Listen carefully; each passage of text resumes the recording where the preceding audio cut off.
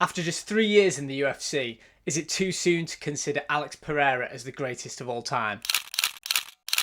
Yes guys, welcome back to Fight Energy. In this video we're going to be looking at just how good Alex Pereira is. Is he deserving of a place in the greatest of all time conversation? We'll get into all of that. But I think that this is as good a time as ever to reflect on what he's done in the UFC so far. He's just had that incredible stoppage of Khalil Rountree and announced that he's having some time off. Now, for Alex Pereira, who's had 3 title defences in 7 months, we don't know how long time off is actually going to be. But if we're thinking that maybe he's not going to be fighting until, at the very earliest, springtime next year, then I think it's a good time to look at what he's done so far. So I want to divide this video up into 3 parts. His middleweight campaign, we'll take a look at that, the pros and cons, the pluses and minuses that we saw from that. Then his transition to light heavyweight and what he's done there in the short space of time. And then what's next? What kind of legacy he's looking to leave, and if he's rightfully or wrongfully considered as the greatest of all time currently. We're going to get into all of that. I know that in life sometimes it's really hard to appreciate what you've got whilst you've got it, but I really think we need to be doing this for Alex Pereira. You can look back and remember Conor McGregor's rise to the top, that kind of nostalgia, looking back at his Jose Aldo fight, Eddie Alvarez fight. It was an incredible time to be a UFC fan. The atmosphere, they sold out stadiums, they sold out arenas for weigh-ins. That was the kind of attention that Conor McGregor was bringing to the UFC at that time. And I feel like myself and a lot of other fans who I speak to on a regular basis, I don't think that we quite appreciated at the time what we had. So with Alex Pereira doing his thing, becoming a huge superstar, and we're going to get into all of this, I really think we need to appreciate what he's doing for the sport, and where the UFC would be currently without him. I think they're really important points, and they should probably play a part in where we consider him on the GOAT list. Because ultimately, it's not just about the X's and O's, the record. There's more than that, isn't there? There's the aura of the fighter, what they do for the sport, what they brought to the sport, all those things to consider. But anyway, like I said, dividing this video up into 3 parts, let's start talking about Alex Pereira at middleweight, what he did during his time at 185. Now, before we get into his first fight there, we need to take a look back at this Israel Adesanya interview from 2020. At the end of the day, no one knows who the he is, and he's going to be that guy when I'm world champion, when I'm a legend. He's going to be at some pub talking some shit about, I beat that guy one time. This is one of my favourite narratives, one of my favourite rivalries in UFC history. The fact that, quite rightly, Israel Adesanya was calling Pereira some guy to bar, because that's apparently what he was doing at this point. He was fighting, he was training, but not as seriously. And then he saw Israel Adesanya making these comments that Pereira's just going to be some guy to bar, saying about the times that he beat him. And this lit a fire under Alex Pereira and propelled him to the guy that we see today. I just love this narrative. You know, it might be exaggerated at times just how much of an impact this interview had, just how much of a bad position Pereira was in at the time.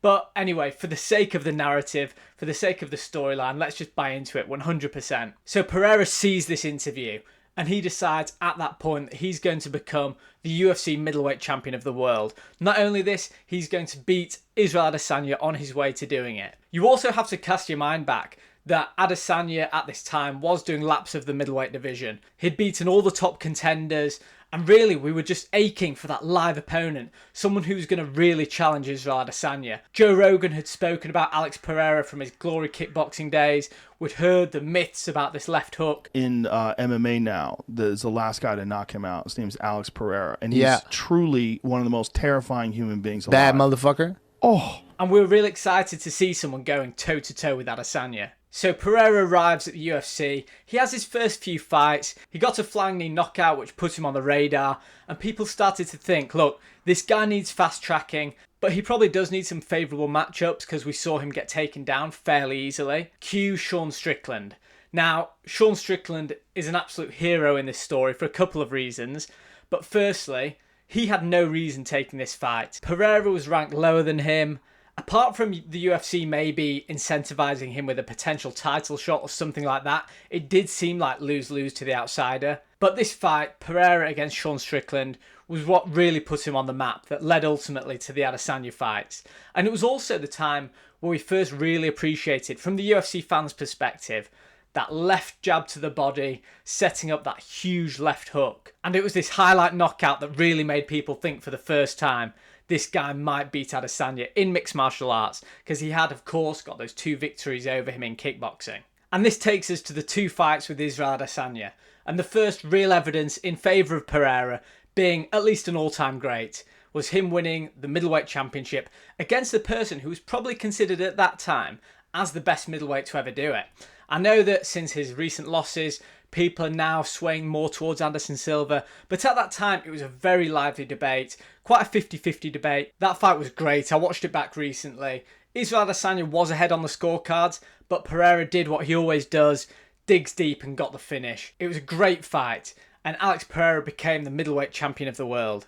Now, a fight that has aged very, very well for Israel Adesanya is the rematch. Israel Adesanya knocked out Alex Pereira, the bow and arrow celebration, it was iconic, and he regained the middleweight championship.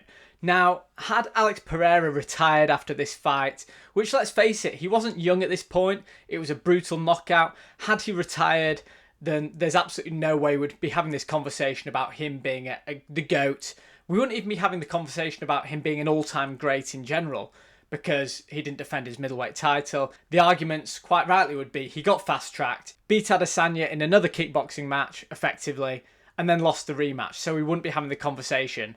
However, this brings us on to his light heavyweight campaign, and this is really where he became that superstar. And this superstar factor has to be a factor in him being considered as the greatest of all time. Look, I'm not saying it's the factor, or even one of the big factors, but it is definitely a factor.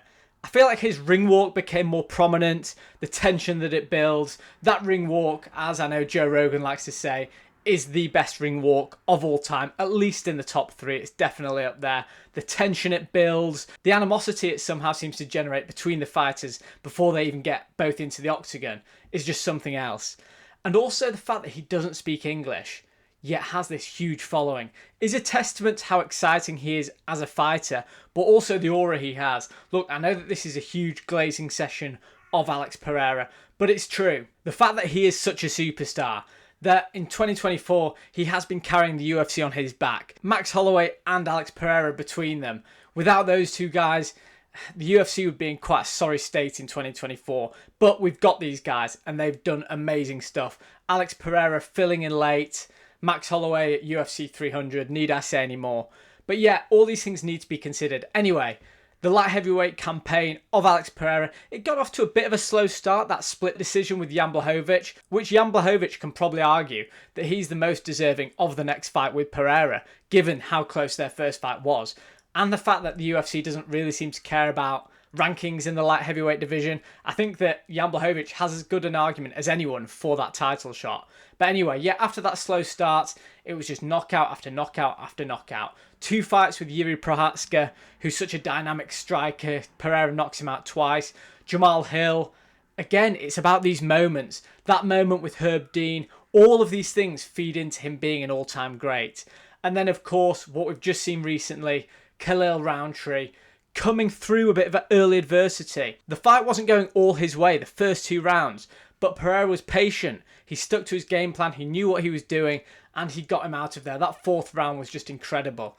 And now the fact that he's having this time off, it does give us pause, time to reflect. What a career this guy's had so far in the UFC. But I do need to add some balance to this video. And the 2 arguments that immediately spring to mind against Pereira's status, at the very least as an all-time great, would be the fact that his matchmaking has been quite favourable. This has to be considered. He hasn't really fought any out-and-out wrestlers. I do get the outrage online that Pereira has been protected against Ankalaev, but people are acting as though Ankalaev is some kind of Khabib, but they're very, very different fighters. But yeah, the argument is that Pereira has had favourable matchmaking. He's been protected by the UFC. But if that's given us the fights that we've seen, the moments that we've seen, it's not really a great argument because Pereira still had to beat the people that were put in front of him.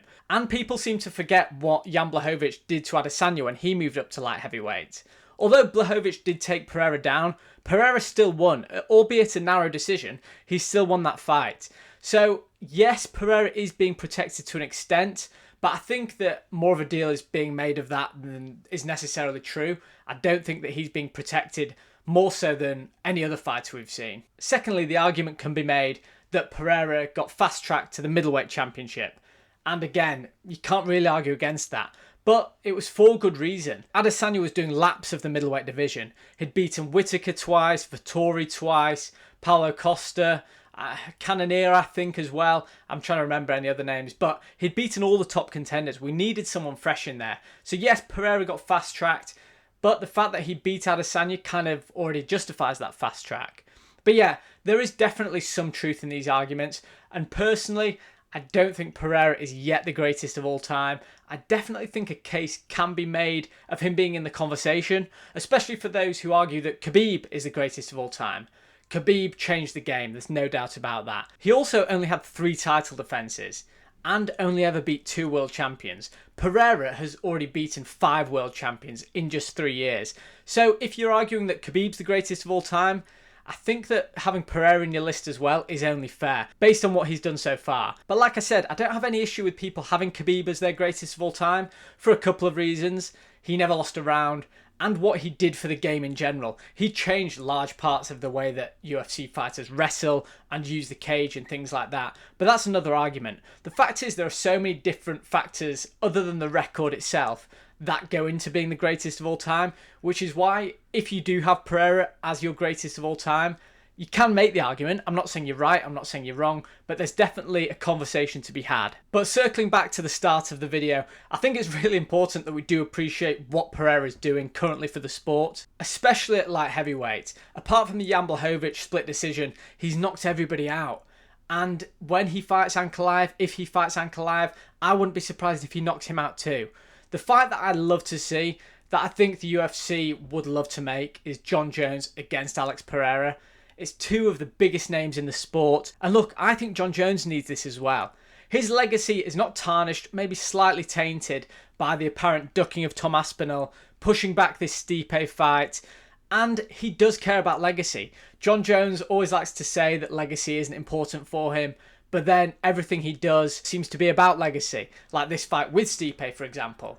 So what I want to see is Jon Jones beating Stipe, and then summer 2025, Alex Pereira against Jon Jones. Look, we've already established that rankings and things like that don't have to make sense, so put on the biggest fight possible. These 2 coming together would really help the UFC, and let's face it, based on the lack of superstar names out there right now, it probably needs it. But to answer the question at the start of this video, how good is Alex Pereira?